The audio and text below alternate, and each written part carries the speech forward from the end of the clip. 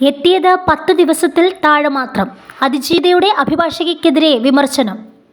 നടിയെ ആക്രമിച്ച കേസിൽ അതിജീവിതയുടെ അഭിഭാഷക TB മിനിക്കെതിരെ രൂക്ഷ വിമർശനവുമായി വിചാരണ കോടതി.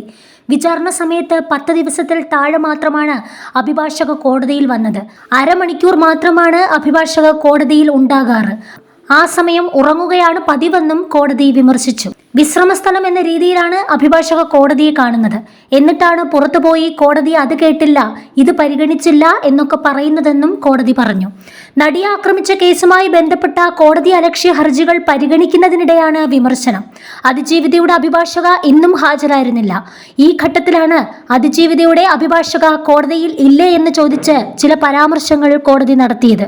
എന്നാൽ ജീവിതത്തിന്റെ 5 വർഷക്കാലം മുഴുവൻ കേസുമായി ബന്ധപ്പെട്ട് പ്രവർത്തിച്ചിട്ടുണ്ടെന്നും വക്കാലത്ത് കിട്ടിയപ്പോൾ മുതൽ വിചാരണ കോടതിയിൽ മുഴുവൻ സമയവും ഉണ്ടായിരുന്നുവെന്നും അഡ്വക്കേറ്റ് TB മിനി പ്രതികരിച്ചു. ഒരിക്കലും ഒരു കോടതി അഭിഭാഷകയോട് പറയാൻ പാടില്ലാത്ത കാര്യമാണ് ഇപ്പോൾ ഉണ്ടായിരിക്കുന്നത്. ഹൈക്കോടതി ഈ വിമർശനത്തെ വിലയിരുത്തട്ടെ എന്നും മിനി ഒരു മാധ്യമത്തോട് പറഞ്ഞു. കോടതിയുടെ വിമർശനം പക്വതയില്ലായ്മയാണ്.